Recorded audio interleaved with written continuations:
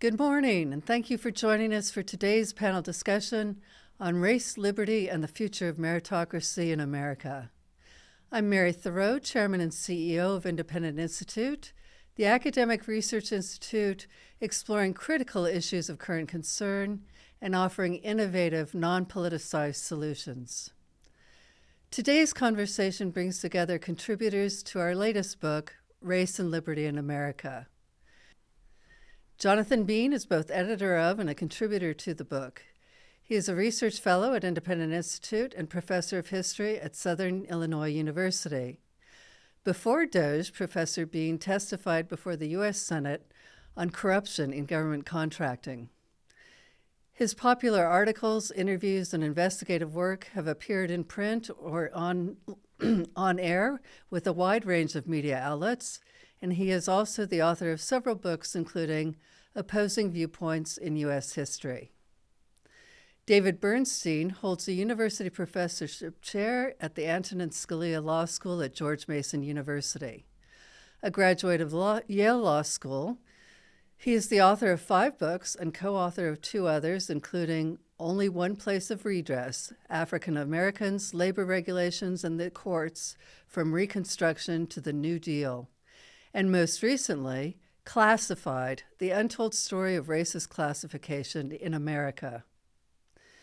Wilfred Riley is an associate professor of political science at Kentucky State University and is characterized in Jonathan Bean's introduction as, quote, one of our era's great contrarian debunkers.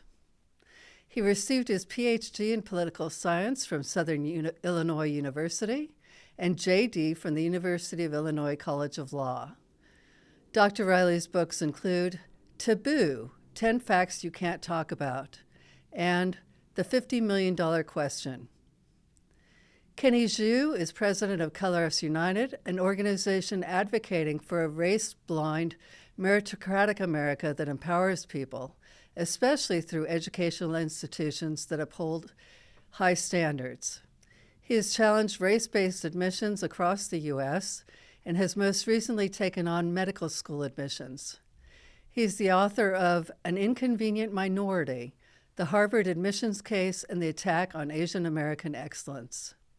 I'll now turn it over to our panelists for their discussion, which will take about 45 minutes, following which we'll open it up to questions from the audience. Dr. Bean? Thank you, Mary. I'm delighted to be here, and I'm delighted that we have several esteemed contributors as well. I want to just start by framing what the book is about. This is the second edition of Race and Liberty in America. When it came out in 2009, Race and Liberty in America was the first collection of writings documenting the role of the classical liberal tradition in civil rights. Classical liberals valued individual freedom, not group rights, colorblindness, equal protection under the law, and they saw capitalism as a liberating force for minorities. For many generations, this tradition dominated various civil rights movements. Classical liberals fought slavery, lynching, segregation, Chinese exclusion, Japanese internment, and racial distinctions in the law, all topics covered in Race and Liberty in America. As immigration advocates, they defended the natural right of migration to America. This is a tradition that is neither left nor right. 2009 marked the high point of optimism about race relations. Americans had elected the first Black president, or biracial president if you prefer, and polls showed Americans of all races felt the goals of the civil rights movement had been achieved.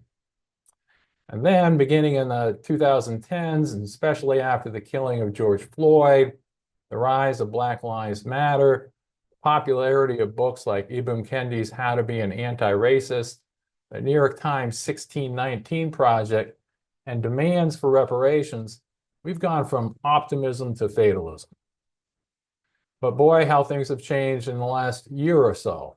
The U.S. Supreme Court decision striking down affirmative action and race preferences in 2023, the election of Donald Trump, and a general vibe shift against DEI. Americans are looking for new approaches, and this updated edition provides a proven strategy. It extends the story of classical liberal perspectives to the present with new contributions by Thomas Sowell, Holman Hughes, Thomas Chatterton Williams, Wilfred Riley, Kenny Xu, David Bernstein, Ilya Soman, the U.S. Supreme Court, and myself. Together, we make the case that classical liberal values are the best path forward, which brings me to this event today. I'm delighted to have with me three outstanding contributors. Will Riley is one of the most colorful writers since H.L. Mencken destroyed the absurdities of his era. Will's latest book, Lies My Liberal Teacher Told Me, will de-bamboozle new generation. Kenny Xu's Inconvenient Minority inspired me with his highlighting of the hard-earned success of Asian Americans and the injustices done to them by so-called progressive elites. There's a lesson there for all Americans. Finally, David Bernstein, I've long admired your work on history and law.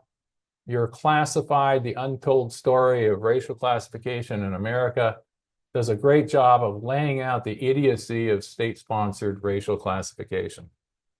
One hopes that someday we can roll back the checkboxes.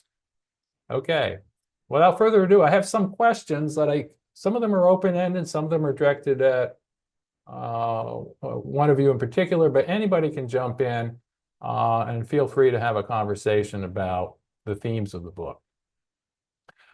My first question is open-ended. What inspired you to contribute to this specific collection of writings, Race and Liberty in America? I guess I'll start. Thank you so much for having me here, Jonathan. And Wilfred and David, your contributions are respected. I wanted to contribute to Race and Liberty because the feeling of being a racial minority is often indulged in American society. The academy and media and government policies combine together to make you, if you're a racial minority, you feel like you need to be in a separate category. And Race and Liberty is an attempt to counter that. The feeling of being in a separate category can provide power for some people, but it is always at the expense of other people. For example, Black power. Yes, you can feel like you are a Black person and therefore you're discriminated, oppressed in this country. But what does that engender in you? Well, it engenders in you in-group favoritism, prejudice towards your own class or your own race, hostility towards the other, and all of these things that form the negative intellectual environment today regarding race that has damaged our social consciousness. So when I wrote my book, An Inconvenient Minority, I sought to counter that, I sought that to counter that through in an innovative way, which is to say, well, okay, if we extend that racial sentiment to its logical extent, then do Asian Americans deserve a racial hostility towards the progressive elites that discriminate against them in the college admissions process? And how much? The findings of the Harvard case were damning. The Asian Americans were basically forced into a racial category that was lower than even white people in college admissions. And as long as that is allowed to spread, Asian Americans should be allowed to counter that.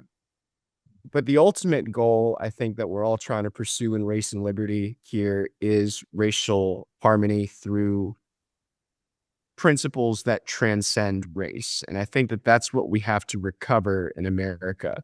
Because if we go down the road of racial retributivism, we're eventually going to get into a very hostile place. And I don't want our country to be that. I don't want our kids to be that. Will, you were going to jump in. Yeah, so I agreed to contribute for a couple of reasons. I mean, first of all, John, I went to Southern Illinois. As I recall, you you reviewed my doctoral dissertation, so it would have been very rude for me to say no. I mean, that's part of it. But also, I think that the Race and Liberty series is well known, well reviewed, and I think it's important that there be a counter to what for about a decade was the dominant view, frankly, in the academy of race relations and how to handle them in the United States. And I think it's fair to say that was sort of the Ibram Kendi, Robin DiAngelo, Richard Delgado perspective, which actually, although I might personally think it's idiotic, is extremely coherent. The idea is that all disparities between groups reflect essentially discrimination. I mean, on page 12 of How to Be an Anti-Racist, Kendi essentially rejects all of culturalism. He says, which is, I think, the philosophy Kenny and I would share, he says that the two options are either there's some kind of bias in systems, however subtle and diffuse, or there's something wrong with folks. Their genetic inferiority is what he's referencing there. And so what you need to do is adopt a set of policies that close all performance gaps between people. That's what DEI is intended to be. So this is the framework that these people are working from. And I mean, there have been articles that run in the Times and the Journal with titles like, "We need an anti-racist constitutional amendment." I think that was the Atlantic, in fact. So there needs to be a counterframe, which is not just like, oh, that's a bunch of bull from, guys on golf courses or in faculty lounges. You put together books like this and coherently respond. And I think the coherent response is kind of in two parts. Well, one, no, there are dozens of cultural, historical, stochastic, et cetera, factors that cause different groups to perform differently. Asians, as I'm sure Kenny would be, has been known to point out, study, I believe it's twice as much as white Americans, 3 times as much as Black Americans. Things like this contribute to what we see around us. And the best way to judge people, as many of these essays point out, is on an individual basis. And the classical liberal tradition is the tradition of engaging with the individual within a framework of markets. And I think this book was a great set of essays looking at how to do that from different perspectives. So I was glad to contribute. But that is the response. Either you can look at people at the group level and say, well, we notice there are differences between groups, men and women. How can we remedy that? Or you can look at people as individuals and say, well, it seems that a lot of the people of this variety want something rather different from what the people of this variety want. And there's an enormous bell curve range within both of those populations. We should treat people perhaps as individual, unique human beings. And the classical liberal tradition provides the best framework for doing the second. Great. Thanks, Will. David? Sure, even back when I was in college in the 1980s, what I noticed is that the people on the left at school were very interested in race, almost obsessed with race. And there were some issues with that, but they did, in fact, take race as a factor in American history seriously. And in doing so, I think they were largely uncontested. You'd have conservatives writing about affirmative action or modern issues, but when it came to the history of race in the United States and how that impacted both American history and the implications for the present, there's really no counter story going on. And what I noticed, meanwhile, I mean, some of the things that people on the left have pointed out historically were kind of eye-opening because you didn't get much of it in public school. So, just for example, the history of the Chinese in America was basically, oh, they came in the 1840s for the gold rush, helped build the railroads, and kind of disappeared. And that was about it. And there's obviously a lot more to it. I thought it was useful for somebody, especially me, I guess, to say, you've uncovered a lot of interesting history, but you don't understand economics. You don't understand the role of government in American history in exacerbating racism and racial tensions. And there's this sort of wide open field for people to take the classical liberal tradition, an understanding of economics and how markets work, and take the history that people were uncovering who are on the left, but interpret it in a way that actually makes a certain amount of sense. And that's basically a large part of what I've devoted my career to. Great. Thank you, David. So this is Black History Month, and one question that comes up is, if we're committed to a colorblind approach to so-called race relations, can people still take pride in their heritage? I mean, does it make sense on the one hand to say we should treat others without regard to race, and then have public holidays devoted to specific groups? I'll open that. Zora Neale Hurston said that in the book said that race has never achieved anything. It's always been the achievements of individuals. So do we stay the course that we're on with our heritage months, or do we do something radical like Zora Neale Hurston might propose?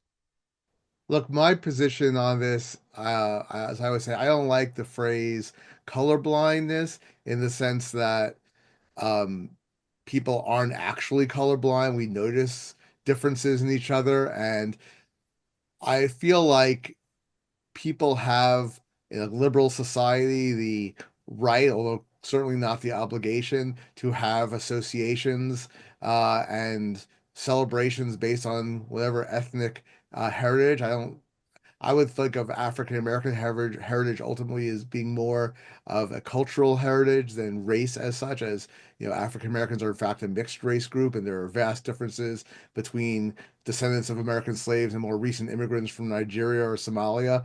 But in any event, so my objection is that the government should basically take a laissez-faire approach to it, and allow people to have anything from the African American Students Group to Knights of Columbus or B'nai B'rith or whatever, but not neither require it nor even encourage it.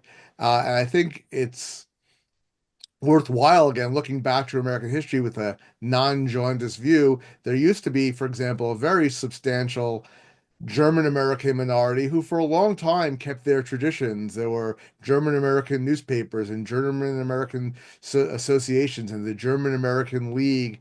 But gradually, they assimilated into more general American life, and no one really thinks of German Americans as being a discrete group in American society anymore, even though, again, there was once a very large network of even German American schools and Lutheran schools. And I think that sort of approach, where groups like Italian Americans or German Americans or Irish Americans, which used to be considered substantial minorities with different cultures and different values, have just become Americans. I think that same approach could work with Hispanics, which is a kind of a weasel word anyway, more precisely Mexican Americans and Cuban Americans and so forth. And even for African Americans, I like to point out that in 1960, when JFK was elected president, it was still the case that people didn't know whether a Catholic person could even be elected president of the United States, whether Protestants would vote for them, even though Catholics were themselves 25% of the population. So he was starting with a nice base. As it turns out, in 1960, JFK got overwhelming support from Catholics on a product of, to a large extent, identity politics, 82%, which in turn allowed him to get elected, even though there were millions of Protestants who, in fact, wouldn't vote for a Catholic president, who voted for Adlai Stevenson in 56, but then voted for Nixon because they wouldn't vote for a Catholic. Now, you fast forward 60 years to 2020, you have a Catholic president, Catholic Speaker of the House, Jewish Senate Majority Leader, 6 Catholics and 2 Jews on the Supreme Court, a country that had been long dominated by Protestant men, is now most of the positions of significant power at the very elite Supreme Court, Majority Leader, Vice President, Minority Senate, House Speaker of the House, all non-white men, non-Protestant white men. And if you had told people this in 1960, they would have been shocked. It would have been unbelievable to people in 1960 that you could have almost every top position in American society dominated by someone who wasn't a white Protestant man. And 2020, no one even pays attention. So I think that's the way to go with this, is to think of race in the United States as being no more immutable ultimately than ethnic differences and religious differences among white Americans once were. I think I have David, I go think I ahead, have a Dan. slight disagreement with you, David, on what the government should do in terms of laissez-faire. You mentioned laissez-faire. Um, I think that color blindness is an attitude, and I mean, I think it's a better alternative than severe in-group preference.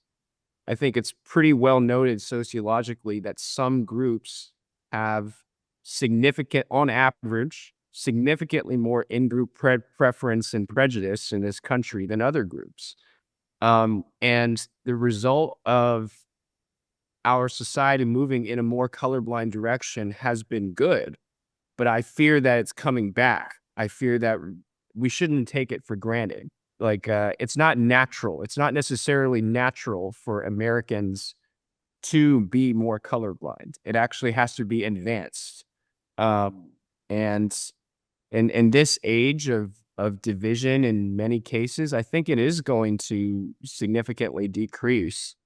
What are your thoughts on that? Will, you're at a historically Black college. I assume that they're celebrating Black History Month, and they probably celebrate the other heritage months. What do you think about this idea of, on the one hand, colorblindness, on the other, celebrating publicly racial or ethnic heritages? Yeah, I mean, the historically Black college is located in Appalachia and it's about 40% Caucasian. So, I mean, we also do St. Patrick's Day and Hispanic Heritage Month and so on, which is, it's like, can get kind of entertaining. I mean, I don't really have a problem with any of those three. I personally, an issue that I have with the left that I've debated formally with feminists is that I don't think the personal is political. I mean, the specific context there was that I don't think you having a screaming fight with your husband necessarily means much of anything about overall crime rates or gender relations. But I obviously think there should be domestic violence laws, and I think or beyond that even, I think there should be battery laws, and I think that there's a good distinguishing line there. So in the formal law, and I think several of us on the panel have trained in the law, clearly there should be a basic one-page civil rights code that says you can't discriminate against the best, most meritocratic candidate because he's Asian or Black or white or whatnot.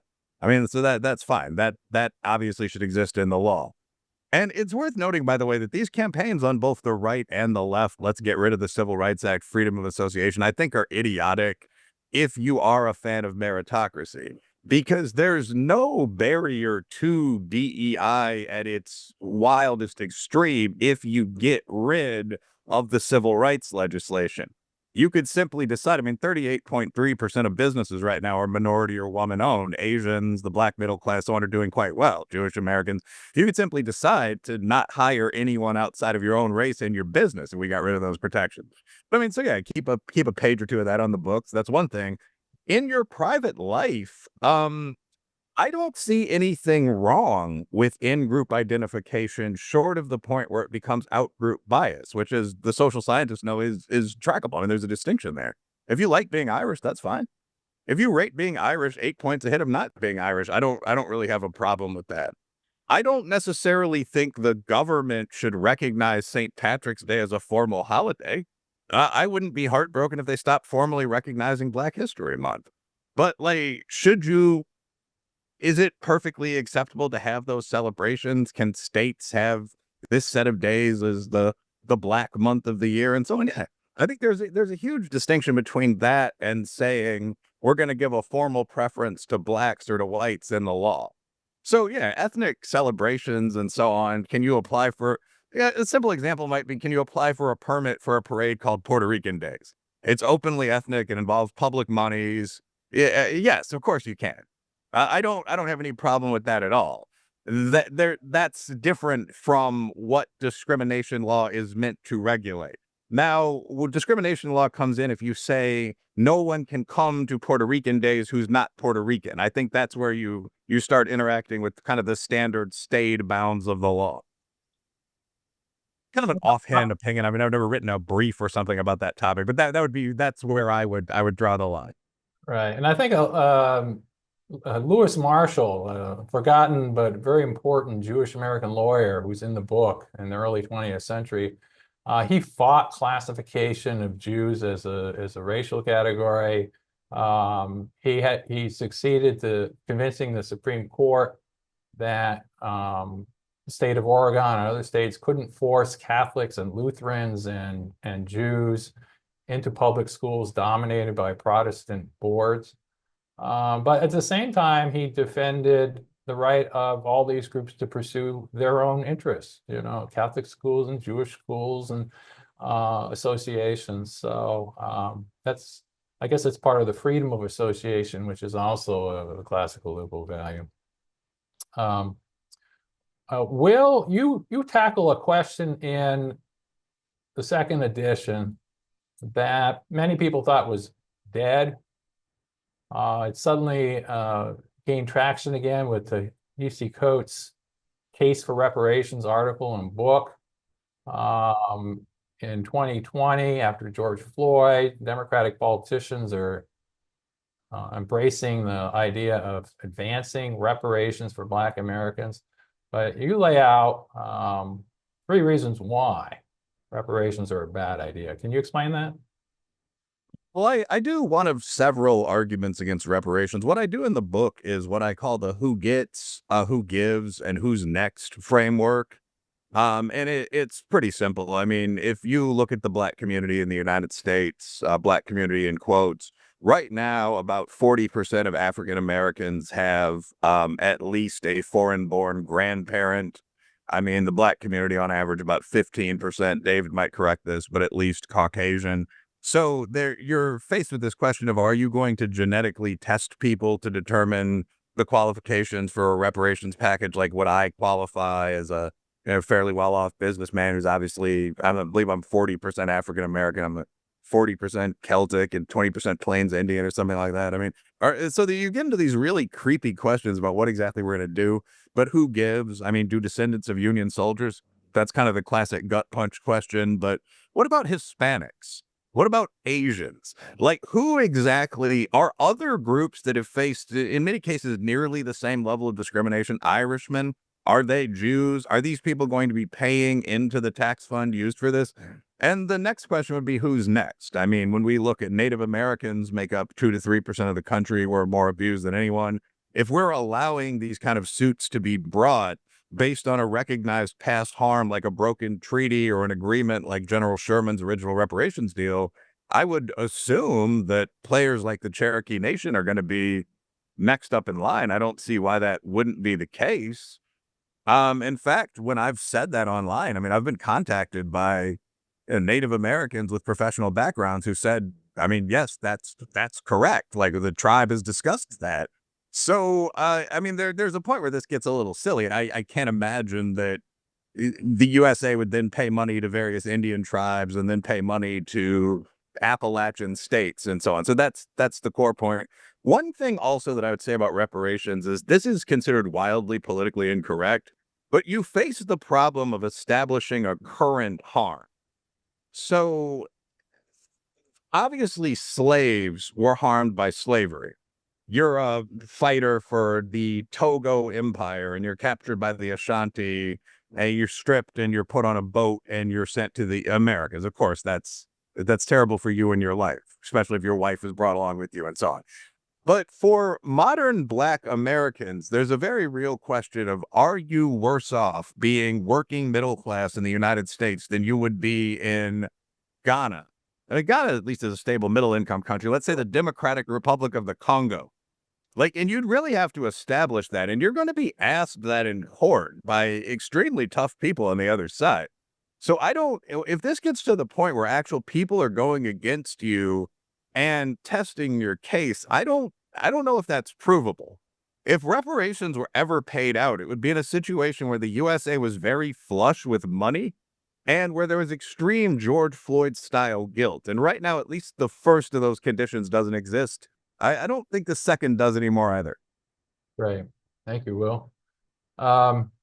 Kenny, in your contribution, you highlight the incredible success of Asian minorities, and you try to explain the ingredients of their success. And how does this pose a counter narrative to the mantra, the DEI mantra in higher education today, or in society at large?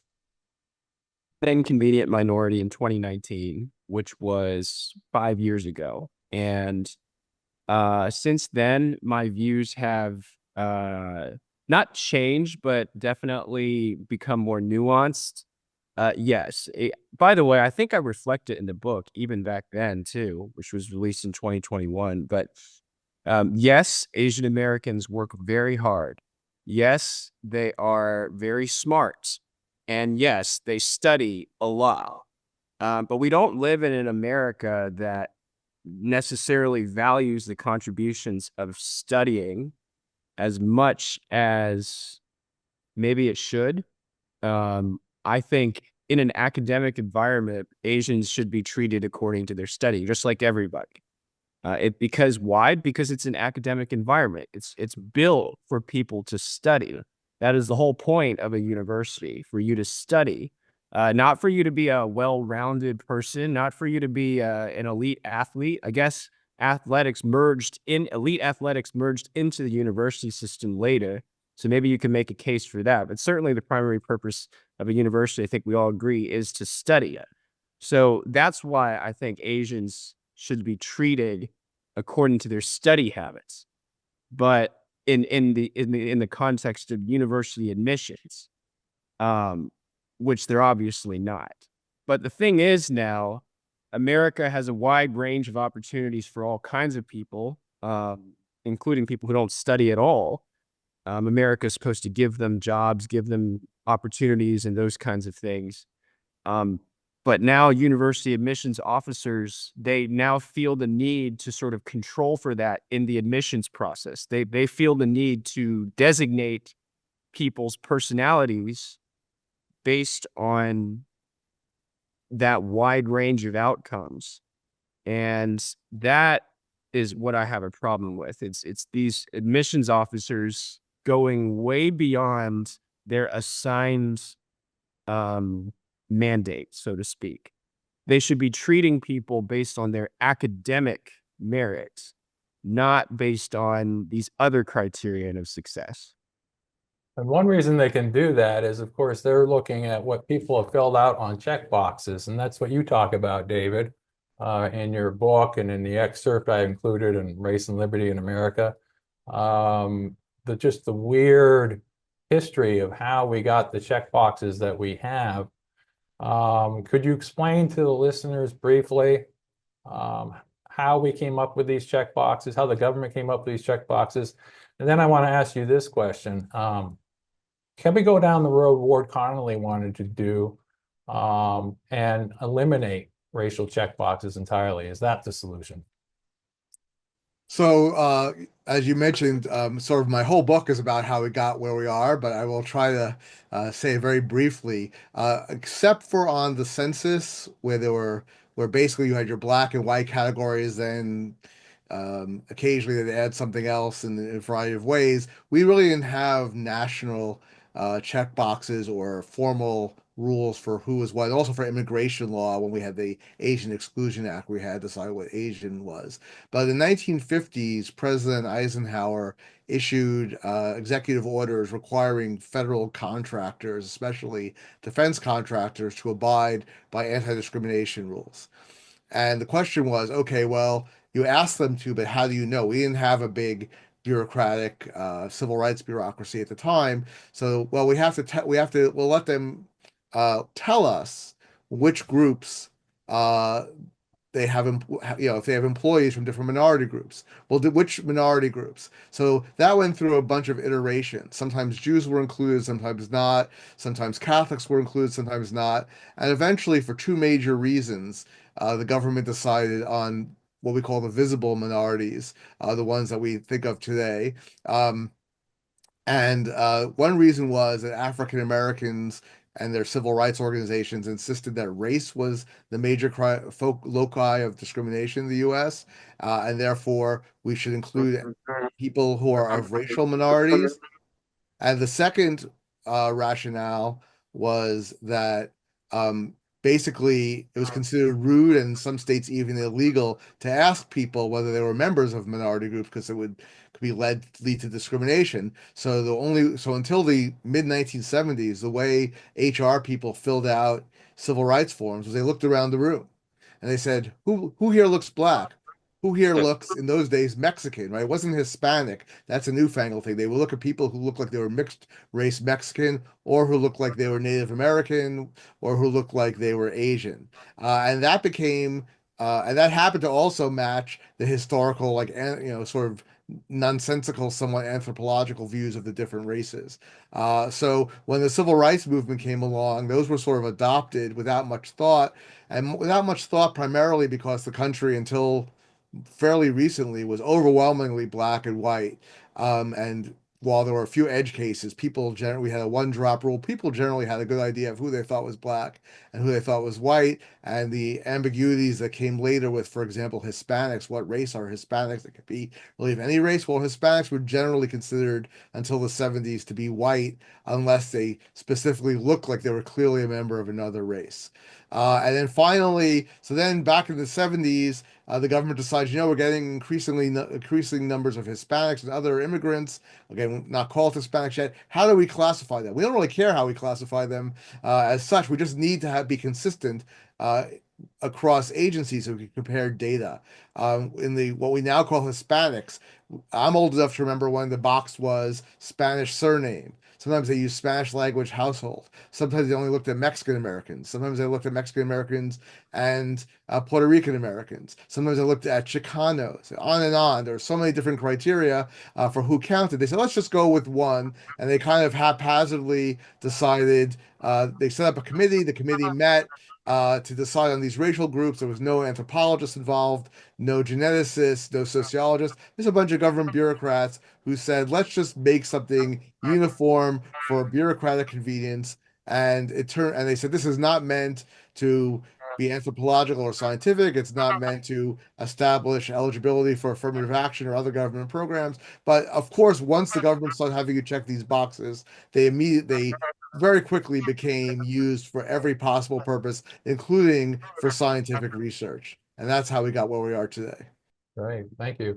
So you bring up this issue of categories, and one of the things I make a big deal about in the book is pointing out how many of the figures who embrace classical liberalism were they were either mixed race or they married across racial lines, which of course it gets to the creepy aspect that Will mentioned earlier. Are you 1/4 this, 1/16 that? How is the government going to treat you that way? Frederick Douglass, George Schuyler, Shelby Steele, Clarence Thomas. There's probably others I'm forgetting. Are all involved in racial intermarriages. Do you think that that will support classical liberal values in the future? What do you think, Will? You call them swirl Americans. People that get together and have children are swirl Americans. I use that line in the book. Yeah, I think so. I mean, well, first of all, in terms of classical liberal values, where the idea is that, as long as it's not dishonorable, you pursue what's best for the individual, in a competitive, free-willed setting. Yeah, there's nothing really more suited to that than falling in love with whoever you find interesting, rejecting these ancient tribal hatreds. I mean, you're a Greek and she's a Turk, who cares? I think that from almost a genetic perspective, certainly a quant political science perspective, the growing rate of interracial marriage is probably the best thing possible for the USA. I mean, a couple of the panelists have mentioned that there's this whole process. I mean, there's a book written from the left, but quite good, How the Irish Became White. So, I mean, technically speaking, in terms of the strictest law, most European groups always were mostly considered white.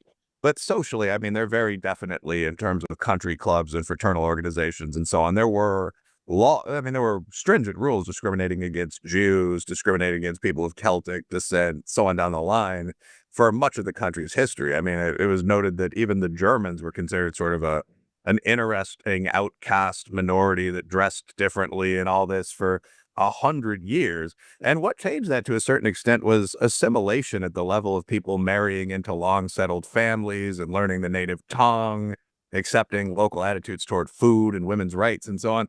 And I think there's kind of a weird idea that won't happen along continental racial lines.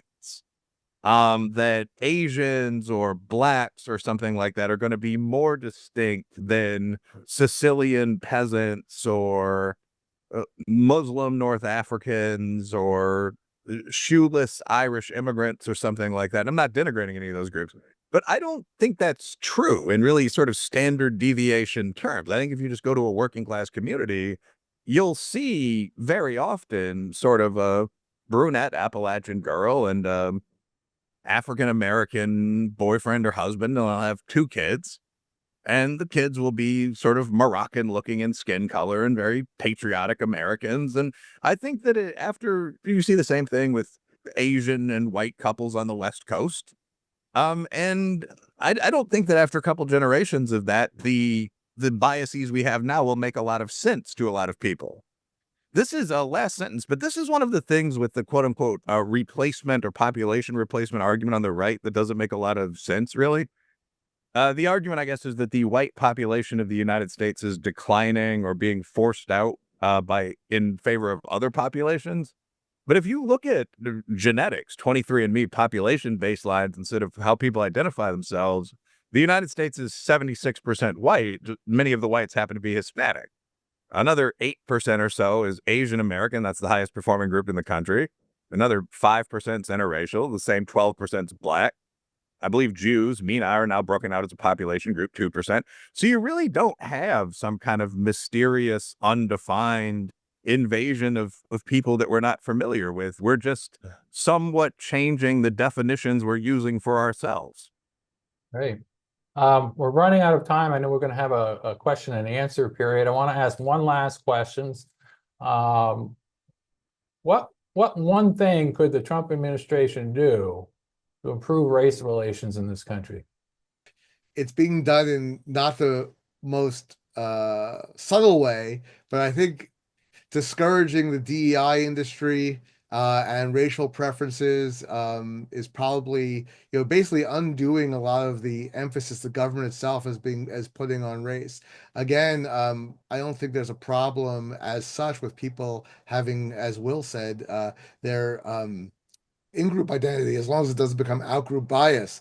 But also, as Will was just talking about, we really have had a dramatic increase in interracial marriages, interracial mixing, interethnic mixing, and that has the potential to lead to us just establishing a common American identity that's not racially based, just like we now think of all these different groups that used to be separated out ethnically as just all being white Americans. There's no reason we all just can't become American Americans. And the problem we have is that there are vested interests in government, in interest groups and corporations in our educational system that's very happy with the current system of dividing everyone into boxes. And they want to perpetuate that. At the grassroots level, you see what Will was talking about, couples of every possible description mixing together. And at, say, elite universities, you have them try to do the opposite, having separate graduation ceremonies and separate orientations and special grievance studies classes and so forth. So I think getting the government out of the racial grievance business is a very strong and powerful step toward letting the grassroots do its work.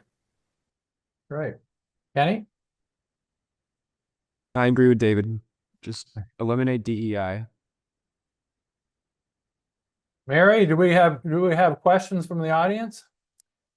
Thank you so much, everybody. We're going to open it for questions now. Members of the media who are on as panelists can just raise their hand and our technician will unmute you. Those in the general audience, please type your questions into the chat and we'll ask them of the panelists. And we do have a couple we can start with.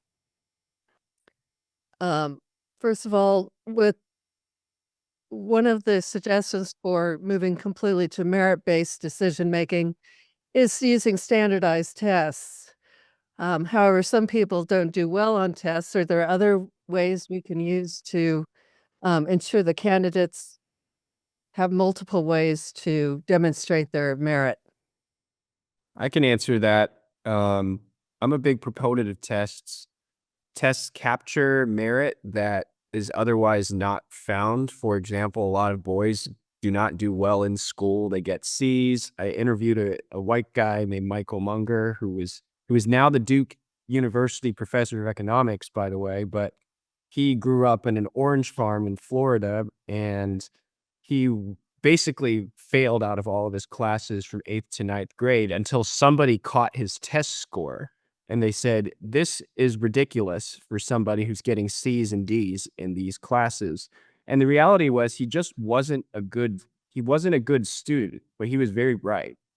He was lazy, but they caught him, and they were able to develop him because of basically his sheer intellectual potential. So yeah, you need tests to measure sheer intellectual potential, and that can better and more accurately place somebody into their preferred program.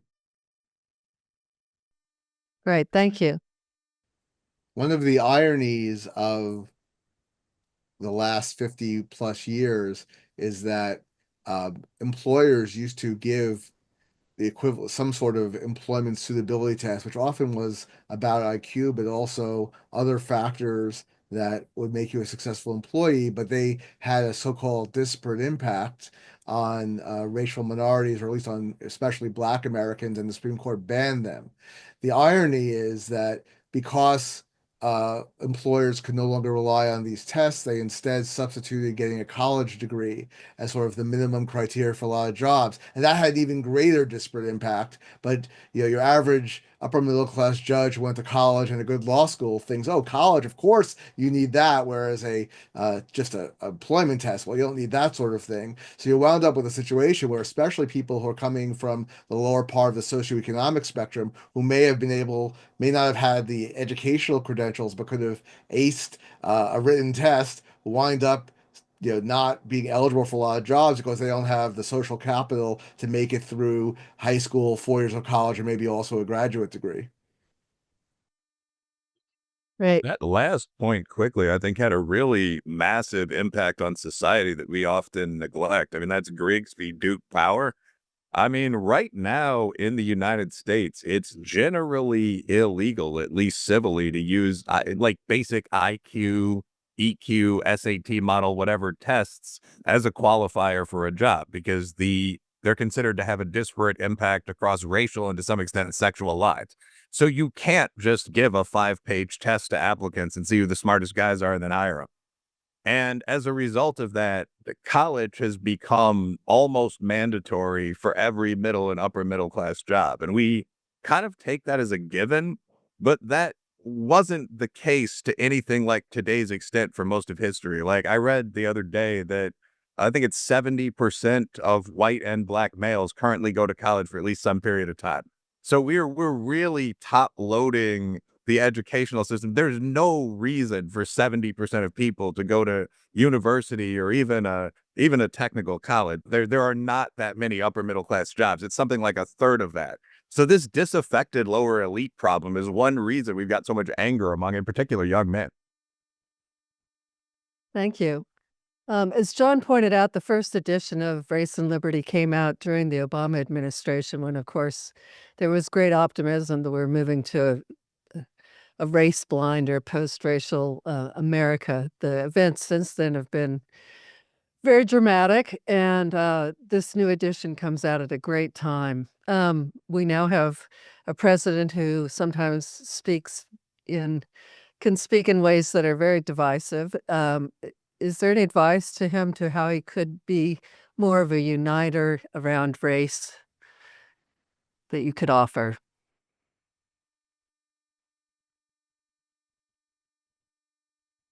I think that Trump is a person who was elected from a lot of different resentments that were going on. And the first thing that to be a uniter around race is that you have to acknowledge the resentments, the various resentments that a lot of different Americans have. There are resentments from Black Americans to white Americans. He has to figure out a message on that. How does he tackle? He is a white American, so he has to speak to Black Americans in a way that says, hey, I understand that you resent us to some extent. What am I going to do about that? There are resentments from Palestinian Americans to Jewish Americans. He has to speak to that too, especially to those that voted for him because of that. And then he has to, for me, I mean, obviously Asian Americans, very important. There's a lot of resentments from Asian Americans right now to the system, basically, that basically said, hey, we're going to accept you immigrant wise. You come here, you work hard, you succeed. And then the reality is just very, very different. So Trump has to speak to that from our case. So the best way for him to be a uniter is for him to acknowledge all of these various resentments and figure out a way to speak to each of them individually. Thank you. Another question from the audience. Would abolishing the Department of Education help demolish the DEI programming that's currently enshrined in public education up through the universities? Would returning control and leadership to the local entities help restore classical liberal values and benefit the individual students in a natural, if not messy, way?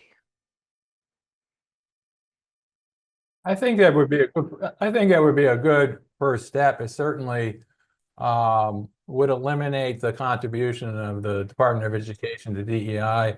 But I think that the problem is deeper than that. It's a cultural problem in higher education.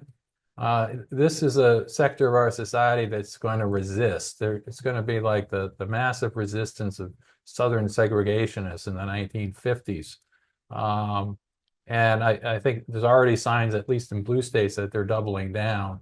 So they're going to try to find other sources of authority to do this. Certainly, I agree with the reader that that's probably a good step to get rid of the Department of Education, not just because of DEI. But higher education is very ideologically imbalanced and will continue to be a problem in race relations in the future. And I think there's actually also an increasing problem in K-12 education, encapsulated most dramatically in California's battles over ethnic studies. There's nothing wrong, of course, with incorporating salient things about ethnic history into America. It is part of American history. America is composed of a lot of different ethnic groups, so you can't have American history with no ethnic history.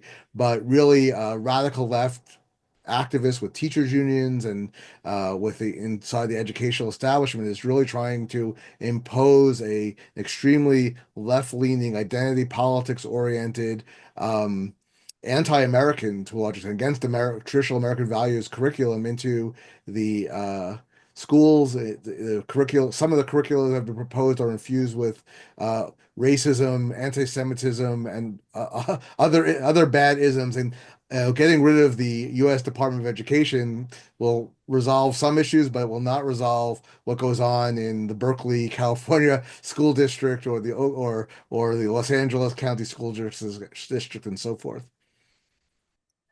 Okay, no, Wilfred had to jump off. He was teaching a class and had to get to it. So we have one final question. With the and we have several other questions, but we have time for one more. With proliferation of solo digital experiences and divisions, how can we bring the younger population into a more centrist and balanced point of view on race? I think the younger population is probably a more centrist and balanced point of view than you'd think, largely because of mixed race, interracial, and some of this acknowledgement that's going on in media about the various issues that are going on. I think the biggest thing that younger people have to work on is resisting indoctrination in the university system, and really K-12 system. I mean, exactly what David said. California just passed mandatory ethnic studies. Ethnic studies, basically, if you read the curriculum, it's divided into 4 categories: Asians, Blacks, Black Americans, Latino, and Native American. Already, they're propagating these 4 categories upon these 8th graders, and that's gonna be really impactful to their worldview. If immediately in 8th grade or 7th grade, you start learning about race through these 4 categories as if that's the current and the only way to understand race, and of course the various oppression stories that go into that. And then don't even forget what David said about Jewish Americans and how they're not really considered in any of these categories anyways. So that, all of that, I think the main thing that we have to do with young people is we have to teach them how to resist the education system's logic on this. The good news on the California Ethnic Studies requirement is that they didn't impose a set curriculum, and schools can choose their own. So Independent Institute has developed an alternative ethnic studies curriculum, and we're marketing it to schools. It's available on our website if people want to look at it. It's very balanced, and I think addresses some of those concerns you raised rightly, Kenny. I want to thank you all today for being here, and everyone in our audience for participating. We're delighted to have been able to produce this updated edition of Race and Liberty in America and commend it to everyone. Thank you so much, John, for editing and contributing to it, and to Kenny, David, and Wilfred for participating in today's conversation.